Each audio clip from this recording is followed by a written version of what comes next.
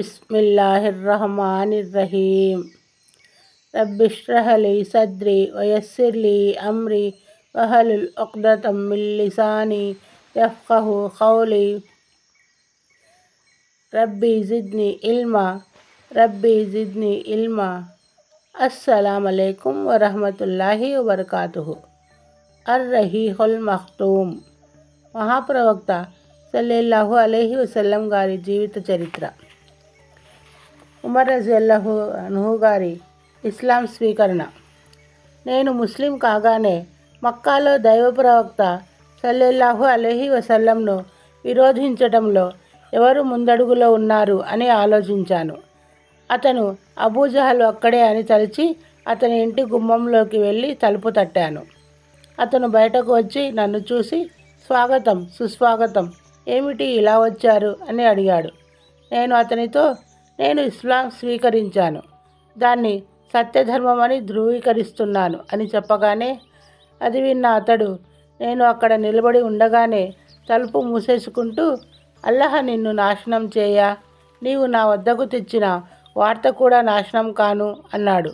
ఇమాం ఇబ్నే మాజీ హజరత్ ఉమర్ ఉల్లేఖనాన్ని ఇలా ఉల్లేఖిస్తున్నారు. ఎవరైనా ముస్లింగా మారిపోతే వీరు అతని వెంటబడి హింసించేవారు. నేను వారిని బాధేవాణ్ణి. నేను ముస్లింగా మారిపోయిన తర్వాత నా మేనమామ అసీ బిన్ హాషిం ఇంటికి వెళ్ళి నేను ముస్లింగా మారానని చెప్పాను. అతను ఇంటిలోకి వెళ్ళి తలుపులు మూసుకున్నాడు. ఆ తర్వాత ఖురైష్కు చెందిన పెద్ద మనిషి వద్దకు వెళ్ళాను. బహుశా అతను అబూజహల్ కావచ్చు. అతనికి ఈ విషయం చెప్పగానే అతను ఇంటిలోనికి వెళ్ళిపోయాడు. ఇబ్నే హషాం మరియు ఇబ్నే జూజీల కథనం ప్రకారం హజరత్ ఉమర్ రజియల్లా అన్హు ఇస్లాం స్వీకరించగానే జమీల్ బిన్ మోమర్ హంజీ ఇంటికి వెళ్ళాను. అతను వార్తల్ని ప్రజల్లో వ్యాపింపచేయడంలో ఖురైష్ మొత్తంలో అగ్రగణ్యుడు. హజరత్ ఉమర్ అతని వద్దకు వెళ్ళి తాను ముస్లింగా మారిపోయానని వార్తను వినిపించారు. ఇది విన్న అతను పెద్ద పెట్టున అరుస్తూ ఖత్తాబ్ కుమారుడు మార్గభ్రష్టుడయ్యాడో అని అరిచాడు. హజరత్ ఉమర్ ఆయన వెనకాల నిలబడి ఇతను అసత్యం ఆడుతున్నాడు, నేను ముస్లింనైపోయాను అని పలికారు. ప్రజలు ఆయనపై విరుచుకుపడ్డారు. దుమ్మి ప్రారంభమయ్యింది. ప్రజలు హజరత్ ఉమర్ను బాదుతూ ఉంటే ఆయన వారిని బాదుతున్నారు. ఈ క్రమం సూర్యుడు నెత్తిమీదికి వచ్చినంతసేపు సాగింది. హజరత్ ఉమరు అలసిపోయి ఓ చోట కూర్చున్నారు. ఖురైష్ ప్రజలు ఆయన్ను కొడుతూనే ఉన్నారు. మీకు చేతనైనది చేసుకోండి, దైవ సాక్షి మా సంఖ్య 300 ఉంటే మక్కాలో మీరైనా ఉండేవారు లేదా మేమైనా ఉండేవారం అని అన్నారు. ఆ తరువాత బహుదైవారాధకులు ఉమర్ రజియల్లా అన్హును చంపేసే ఉద్దేశంతో ఆయన ఇంటి మీదికి వచ్చారు. సహీ బుఖారీలో హజరత్ ఉమర్ రజియల్లా అన్హు గారి ఉల్లేఖనం ఇలా ఉంది. నేను భయం చేత నా ఇంటిలో కూర్చొని ఉండగా అబూ అమ్ర్ బిన్ ఆస్ బిన్ వయీల్ అక్కడికి వచ్చాడు. అంచుగల యమనీ దుప్పటితో తయారు చేసిన అంగవస్త్రం, పట్టు అంచు కలిగిన చొక్కా తొడుక్కొని ఉన్నాడు. అతను సహం తెగకు చెందినవాడు.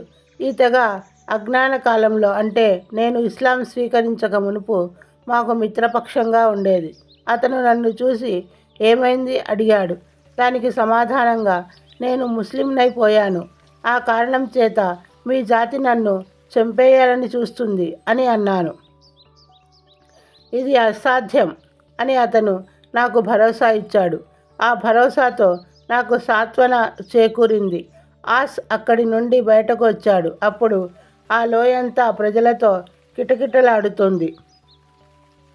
ఆస్ వారిని ఉద్దేశించి మీ ఉద్దేశం ఏమిటి అని అడగ్గా వారు ఈ ఖత్తాబ్ కుమారుడే మాకు కావాలి, ఇతను మార్గభ్రష్టుడైపోయాడు అని అన్నారు. లేదు, మీరు ఆయన దగ్గరకు పోయే మార్గం లేదు అని పలకగా ప్రజలంతా ఎవరి దారిన వారు వెళ్ళిపోయారు. దైవసాక్షి అది ఓ వస్త్రం దానిపై నుండి దులిపి కిందికి పారవేసినట్లుంది ఆ పరిస్థితి. హజరత్ ఉమర్ రజియల్లా అన్హు ఇస్లాం స్వీకరించినప్పుడు బహుదైవారాధకుల పరిస్థితి అది. ఇక మిగిలింది ముస్లింల పరిస్థితి. ఇబ్నే అబ్బాస్ రజియల్లా అన్హు ముజాహిద్తో చెప్పిన మాటల ద్వారా అర్థం చేసుకోవచ్చు. ఇబ్నే అబ్బాస్ ఉల్లేఖనం ఇలా ఉంది. నేను ఉమర్ రజియల్లాహును అడిగాను, మీకు ఫారూక్ అనే బిరుదు ఎలా వచ్చింది అని. ఆయన నాకు 3 రోజుల ముందే హజరత్ హంజా రజియల్లాహు ముస్లింగా మారిన సంగతి తెలిసింది. ఆ తరువాత ఆయన తన ఇస్లాం స్వీకార సంఘటన గురించి ఏకరూపెడుతూ చివరన ఇలా అన్నారు, నేను ముస్లింగా మారిపోయిన తర్వాత దైవ ప్రవక్త సల్లల్లాహు అలైహి వసల్లంను అడిగాను, ఓ దైవ ప్రవక్త సల్లల్లాహు అలైహి వసల్లం, మనం చనిపోయినా బ్రతికినా సత్యంపై లేమా అని. దానికి ప్రవక్త సల్లల్లాహు అలైహి వసల్లం, ఎందుకు లేము? ఎవరి పిడికిటనైతే నా ప్రాణాలు ఉన్నాయో ఆ అల్లాహ్ సాక్షి, మీరు మరణించి ఉన్నా జీవించి ఉన్నా సత్యంపైనే ఉన్నారు అని అన్నారు. అయితే మనం ఇలా దాగి ఉండడం దేనికి? ఎవరైతే మిమ్ములను సత్యం ఇచ్చి పంపించాడో ఆ దైవం సాక్షి, మనం తప్పకుండా బయటకు వెడదాం అన్నాను. ఆ తర్వాత మేము 2 వరుసలుగా తీరి సల్లల్లాహు అలైహి వసల్లంను వెంటబెట్టుకొని బయటకు వచ్చాము. ఓ వరుసలో హజరత్ హంజా రజియల్లాహు, మరో వరుసలో నేను ఉన్నాము. మేము నడుస్తూ ఉండగా లేచిన తేలికపాటి దుమ్ము తిరుగలి తిరిగినప్పుడు లేచే పిండిలా ఉంది. అలాగే మేము మస్జిదే హరాంలో ప్రవేశించాము. ఖురైష్ నన్ను, హంజా రజియల్లాహును చూడగానే వారికి ఇప్పటి వరకు కలగనంత బాధ కలిగింది. ఆనాడే దైవ ప్రవక్త సల్లల్లాహు అలైహి వసల్లం నాకు ఫారూక్ అనే బిరుదును వసగారు. హజరత్ ఇబ్నే మసూద్ రజియల్లాహు ఇలా అంటారు, మాకు హజరత్ ఉమర్ రజియల్లాహు ఇస్లాం స్వీకరించినంత వరకు కాబా గృహంలో నమాజ్ చేసే శక్తి కూడా లేకుండా ఉండింది. హజరత్ సుహైల్ బిన్ సినాన్ రూమీ రజియల్లాహు కథనం ప్రకారం హజరత్ ఉమర్ రజియల్లాహు ముస్లిం అయిన తరువాతే ఇస్లాం తెరమరుగు నుండి బయటకు వచ్చింది. బాహాటంగా ప్రచారం మొదలైంది. మేము చిన్న చిన్న గుంపులుగా చేరి కాబా చుట్టూ కూర్చోగలిగాము. కాబా తవాఫ్ ప్రదక్షిణ చేశాము. మాపై దౌర్జన్యం చేసిన వారిపై పగ తీర్చుకుంటూ కొన్ని హింసలకు సమాధానం కూడా చెప్పాము. హజరత్ ఇబ్నే మసూద్ రజియల్లాహు గారి ఉల్లేఖనంలో ఇలా ఉంది. హజరత్ ఉమర్ రజియల్లాహు ఇస్లాం స్వీకరించినప్పటి నుండి మేము శక్తిని పుంజుకుంటూ గౌరవంగా తిరగగలిగాము. దైవ ప్రవక్త సల్లల్లాహు అలైహి వసల్లం సన్నిధికి ఖురైష్ దూత. ఆ రోజుల్లో హజరత్ హంజా బిన్ అబ్దుల్ ముతల్లిబ్ మరియు ఖత్తాబ్ కుమారుడు హజరత్ ఉమర్ రజియల్లాహు ఇద్దరూ ఇస్లాం స్వీకరించడం వల్ల ముస్లింలపై జరుగుతున్న ఆగడాలు కొంత తగ్గుముఖం పట్టాయి. ముస్లింలను హింసించే బహుదైవారాధకుల వైఖరి మారి వివేకంతో కూడిన పంథాను అందుకుంది. కాబట్టి బహుదైవారాధకులు ఇక హింసా దౌర్జన్యాలతో ముస్లింలను సందేశ ప్రచారం చేయకుండా అడ్డుకోలేము అని గ్రహించి మహాప్రవక్త సల్లల్లాహు అలైహి వసల్లం గారితో ఆ ప్రచారాన్ని ఆపుచేయమని చెప్పడానికి బేరసారాలకు దిగవలసి వచ్చింది. అయితే ఆ అమాయకులకు సందేశ ప్రచారానికి బదులుగా ఈ విశ్వాసాన్నంతటినీ ఇచ్చినా అది ఆగేది కాదు అన్న విషయం ఏం తెలుసు? కాబట్టి వారు తమ ఈ ప్లానులో కూడా అపజయం పొందవలసి వచ్చింది. ఇబ్నే ఇస్హాక్ యజీద్ బిన్ జయద్ మాధ్యమంగా ముహమ్మద్ బిన్ కాబ్ ఉల్లేఖనాన్ని ఉటంకిస్తూ ఇలా చెప్పారు. ముహమ్మద్ బిన్ కాబ్ ఉల్లేఖనం ఇలా ఉంది. జాతికి నాయకునిగా ఉన్న ఉత్బా బిన్ రబియా ఓ రోజు మస్జిదే హరాంలో దైవ ప్రవక్త సల్లల్లాహు అలైహి వసల్లంను ఓ చోట ఒంటరిగా కూర్చొని ఉండగా చూసి ఖురైష్ను ఉద్దేశించి, ఓ ఖురైష్ ప్రజలారా, ముహమ్మద్ సల్లల్లాహు అలైహి వసల్లం వద్దకు వెళ్ళి నేనెందుకు మాట్లాడకూడదు? ఆయన ముందు కొన్ని ప్రతిపాదనలను పెడతాను. బహుశా ఆయన వాటిని ఒప్పుకోవచ్చు. ఆయన ఒప్పుకున్న వాటిని మనం ఆయనకు ఇచ్చివేద్దాం. ఆయన్ను తన పని చేయకుండా అడ్డుకోవచ్చు. ఏమంటారు అని అన్నాడు. అప్పటికి హజరత్ హంజా రజియల్లాహు ఇస్లాం ధర్మాన్ని స్వీకరించి ఉన్నారు. ముస్లింల సంఖ్య రోజు రోజుకు పెరిగిపోతుండడం వారు గమనిస్తూనే ఉన్నారు. బహుదైవారాధకులు, ఓ అబుల్ వలీద్, వెళ్ళండి, ఆయనతో మాట్లాడండి అని అనుమతి ఇవ్వగా అతను మహాప్రవక్త సల్లల్లాహు అలైహి వసల్లం దగ్గరకు వెళ్ళి కూర్చున్నారు. అతను చూసి, సోదర కుమార, మా జాతిలో నీకున్న హోదా, గౌరవం, నీ వంశ ఔన్నత్యం ఏమిటో నీకు బాగా తెలుసు. ఇప్పుడు నీవు నీ జాతిలో ఓ పెద్ద సమస్యను తీసుకొచ్చి పెట్టావు. దాని ద్వారా నీవు వారిలో విభేదం సృష్టిస్తున్నావు. వారి బుద్ధి వివేచనాలను పలికిమాలినలుగా ఖరారు చేస్తున్నావు. వారి ఆరాధ్య దైవాలను కించపరుస్తున్నావు. గతించిపోయిన వారి తాత ముత్తాతల్ని దైవ తిరస్కారులని అంటున్నావు. అందుకని నా మాటలను శ్రద్ధగా విను. నీ ముందు నేను కొన్ని ప్రతిపాదనలను ఉంచుతున్నాను. వాటి గురించి బాగా ఆలోచించు. బహుశా ఏదో ఒకటి నీకు నచ్చకపోదు అని అన్నారు. అది విన్న మహాప్రవక్త సల్లల్లాహు అలైహి వసల్లం అతనితో, అబుల్ వలీద్, చెప్పండి, నేను మీరు చెప్పేది శ్రద్ధగా వింటాను అని అన్నారు. సోదర కుమార, నీవు తీసుకొచ్చిన వ్యవహారం ఏదైతే ఉందో ఆ విషయంలో నీకు ఏది కావాలో చెప్పు. డబ్బు కావాలనుకుంటే నీవు మాకందరికంటే గొప్ప ధనవంతుడవయ్యేటట్లు సంపదను కూడబెట్టి నీకు ఇస్తాము. నీకే గనక నాయకత్వం కానీ హోదా కానీ కావాలని అనుకుంటే చెప్పు. నిన్ను మా సర్దారుగా నాయకునిగా చేసుకుంటాము. నీవు లేకుండా ఏ తీర్పు కూడా వెలువడడానికి వీలుండదు. నీవే గనక మాకు రాజుగా కాదలుచుకుంటే నిన్ను మా రాజుగా చేస్తాము. నీ వద్దకు వచ్చేవాడు జిబ్రీల్, జిన్నో, భూతము అయితే చెప్పు. దాన్ని మేము నీ దగ్గరకు రాకుండా భూత వైద్యం చేసి పారద్రోలగలం. దీనికోసం మేము ఎంత ఖర్చు పెట్టవలసి వచ్చినా ఖర్చు పెడతాము. నీకు స్వస్థత చేకూరితే అంతే చాలు.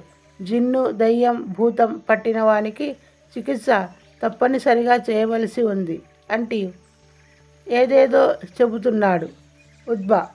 దైవ ప్రవక్త సల్లల్లాహు అలైహి వసల్లం ఇదంతా వింటూ కూర్చున్నారు. తాను చెప్పేదంతా చెప్పి తర్వాత ఆయన సల్లల్లాహు అలైహి వసల్లం ఉద్బాను సంబోధిస్తూ, అబుల్ వలీద్, నీవు చెప్పడం పూర్తి అయ్యిందా అని అడిగారు. అవును, నేను చెప్పేది చెప్పేశాను అని అనగానే దైవ ప్రవక్త సల్లల్లాహు అలైహి వసల్లం ఇలా అన్నారు, అయితే నేను చెప్పేది కూడా విను అంటూ బిస్మిల్లాహిర్ రహమానిర్ రహీం అని పఠించి దివ్య ఖురాన్లోని హామీం సజ్దా సూరాను పఠించనారంభించారు. హామీం, ఇది కరుణామయుడు, కృపాశీలుడు అయిన దేవుని సన్నిధి నుండి అవతరింపజేయబడిన స్పష్టంగా వివరించబడిన వాక్యాలు గల గ్రంథం. అరబ్బీ భాషలో ఉన్న ఈ ఖురాను జ్ఞానుల కొరకు ఇది శుభవార్తను ఇచ్చేది, భయపెట్టేదీను. కానీ వారిలో చాలామంది దాని పట్ల విముఖులయ్యారు కనుక వారు వినరు.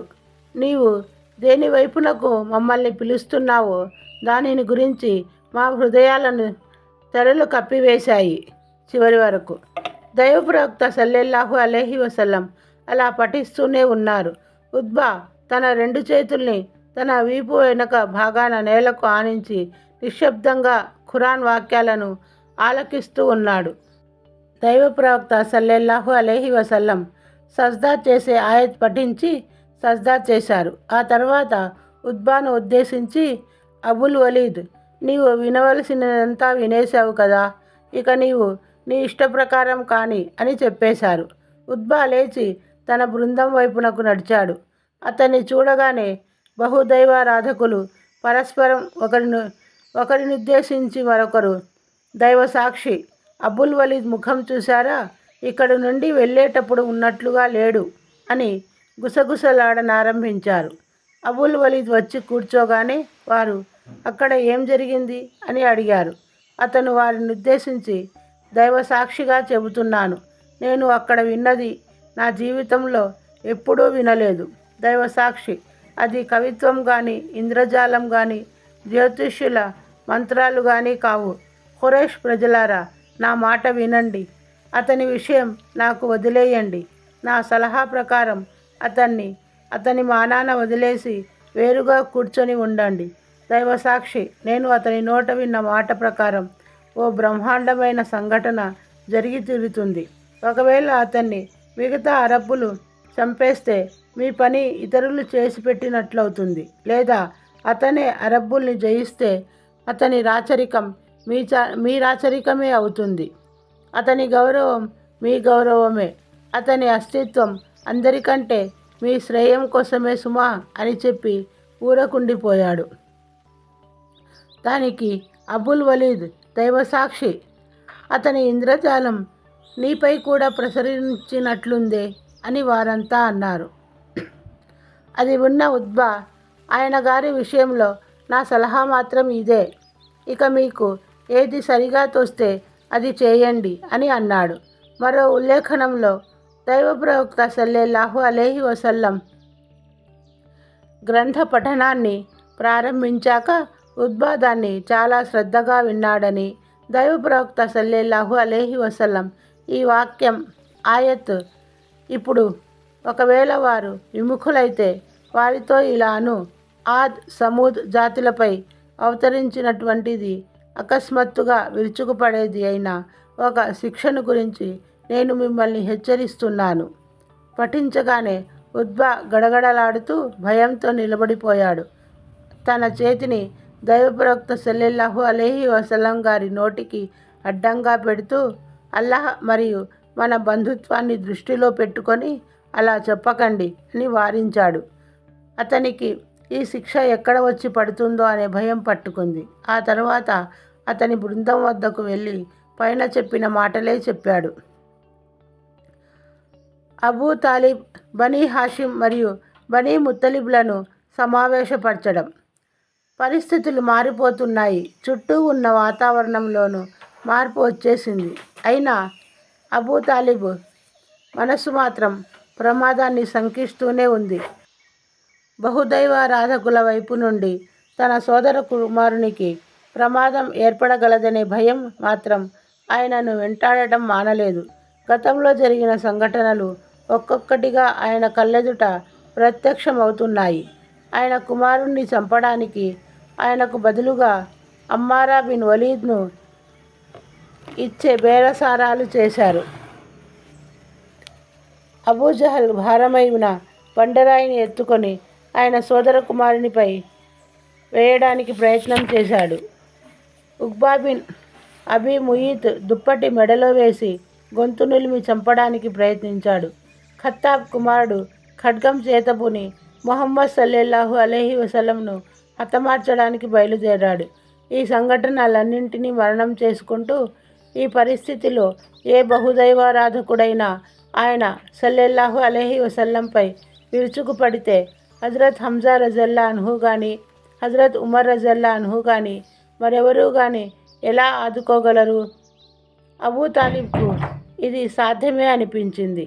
మొత్తానికి ఇది యథార్థం కూడాను. ఎందుకంటే బహుదైవారాధకులు బాహాటంగా దైవ ప్రవక్త సల్లల్లాహు అలైహి వసల్లంను హతమార్చేందుకే కంకణం కట్టుకొని ఉన్నారు.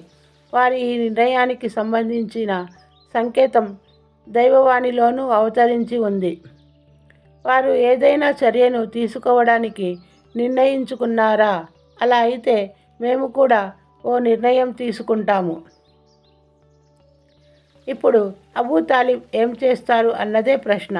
ఖురైష్ తన సోదర కుమారుణ్ణి అన్ని వైపుల నుండి వ్యతిరేకించటం చూసి తన ముత్తాత అబ్దే మునాఫ్ కుమారులు హాషిం మరియు ముత్తలిబ్ ద్వారా ఉనికిలోకి వచ్చిన వంశం వారందరినీ ఓ చోట సమావేశపరిచారు.